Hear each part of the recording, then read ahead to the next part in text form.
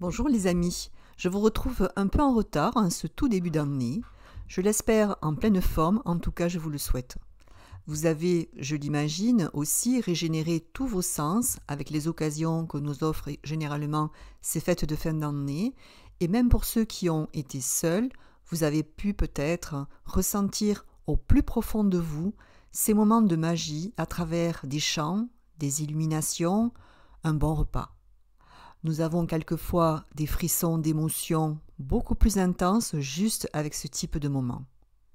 Je vous souhaite donc une merveilleuse année 2024 avec beaucoup d'amour, du partage, de l'union face aux expériences à venir, la réussite dans vos créations, mais aussi de la justice, d'abord avec vous-même, puis avec les autres. Alors cultivez tout ça, demandez au ciel, à Dieu, à vos guides, vos anges, à l'univers, d'exaucer vos vœux. De ces préceptes découlera pour vous, j'en suis sûre, une bonne santé, le facteur si important à notre avancement.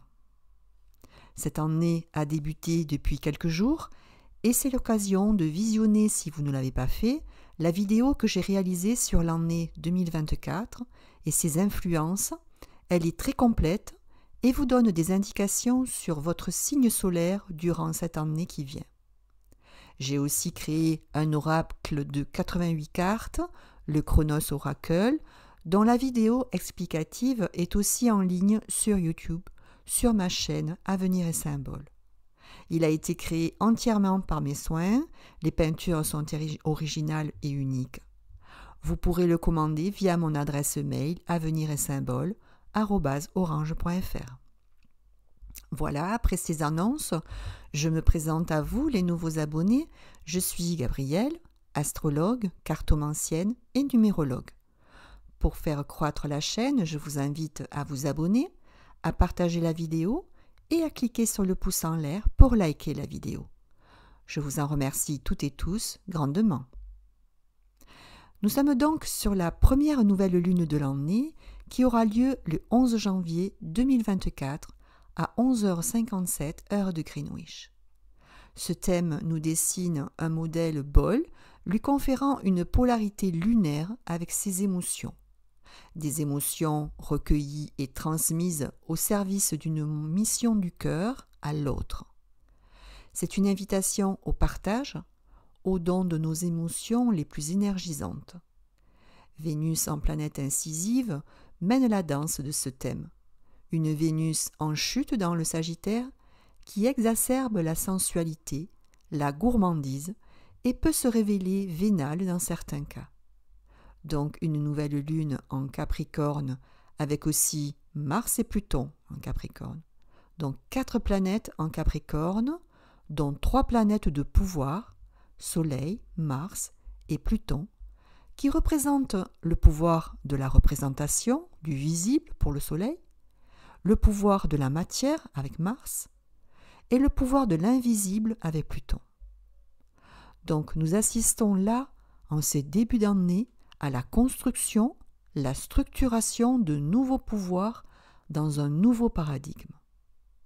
Cette nouvelle lune étant la première de l'année, elle va conditionner tout 2024. La lune est en exil en Capricorne, elle focalise sur l'essentiel de nos besoins vitaux, et réclame de la sobriété, de la mesure. Nous laissons à l'autre le soin de s'occuper de notre bien-être. Mars, lui, est exalté en Capricorne et réclame de la rigueur dans l'action, il canalise nos énergies. Quant à Pluton, la planète vit ses derniers soubresauts dans le Capricorne, encore une dizaine de jours, puisqu'il rentre en Verseau le 21 janvier, tournant le dos au passé et se projetant dans un futur révolutionnaire mais humaniste, plein d'espérance, évolutif, en bref, un réel renouveau. Il y aura une courte incursion de Pluton en Capricorne en septembre, avec certainement les derniers événements qui clôturent, ferment la porte à un passé déchu, et certainement à la chute de pouvoir, de gouvernement dans le monde. La nouvelle lune est en trigone à Uranus et en sextile bien que large à Neptune. Notre volonté, notre implication est exacerbée et nous avançons vers nos buts. Grâce à la clarté de ce soleil uranien et neptunien, nos projets sont intuitifs, il y a comme une vocation qui sort de nous-mêmes et de façon immédiate. En plus, nous avons la confiance en ces intuitions, nous nous laissons porter dans le calme et la sérénité. Il y a là une ouverture de conscience qui exalte nos rêves, nos contacts avec l'invisible. Il peut y avoir des prises de décision, des résolutions qui touchent notre vie intime, notre foyer. Nous avons éliminé les incertitudes, nous simplifions notre vie et renforçons notre autonomie. Ça peut être radical, mais sans tension, pour changer notre vie et la rendre plus harmonieuse. Ça peut se solder par un déménagement, mais pas toujours, peut-être une réorganisation du quotidien pour plus de fluidité. Mars va nous y aider car il est en sextile à Saturne et en trigone à Jupiter. Donc, il convient de foncer, d'agir. Là où Saturne rétrograde il y a 2 mois entravait notre avancée pour nous forcer à réfléchir, à expérimenter, à se former, et où Jupiter rétrograde jusqu'au 31 décembre, désorganisé et nous forcer à chercher notre place dans la société. Ça y est, il est temps, toutes les planètes sont en marche directe, y compris Mercure, qui brouillait notre intellect, retardait nos voyages, nos déplacements. Il restera juste Uranus qui repart en marche directe le 28 janvier. Je vous invite donc à faire et vous serez reconnus, récompensés. Mobilisons-nous sur le plan de la combativité, car grâce à la connaissance de nos droits, nous allons nous appliquer à les faire respecter. L'énergie est là et c'est immédiat. C'est aussi de très bons transits pour nos amis sportifs de haut niveau. Surtout que nos actions vont s'inscrire dans la durée. Les obstacles s'effacent et nous avons l'endurance, la fermeté pour y arriver. Nous adoptons des mesures énergiques qui utilisent la structuration longtemps étudiée. Nous avons encore pour quelques jours Mercure en carré à Neptune et Jupiter en carré à Pluton qui réclament encore une certaine attention particulière. Peut-être un manque de clarté, de lucidité dans la tractation de nos affaires commerciales. Alors attention tout de même, restons lucides dans nos rapports de force, ne faisons pas dans le sentiment et faisons confiance au sextile de Jupiter à Saturne qui va organiser, défendre nos intérêts pour une bonne intégration sociale. Le symbole sabien que révèle ce 21e degré du Capricorne souligne l'importance que revêt la coopération du groupe, du peuple et de ces échanges dynamiques. Encore un appel à l'union dans l'action.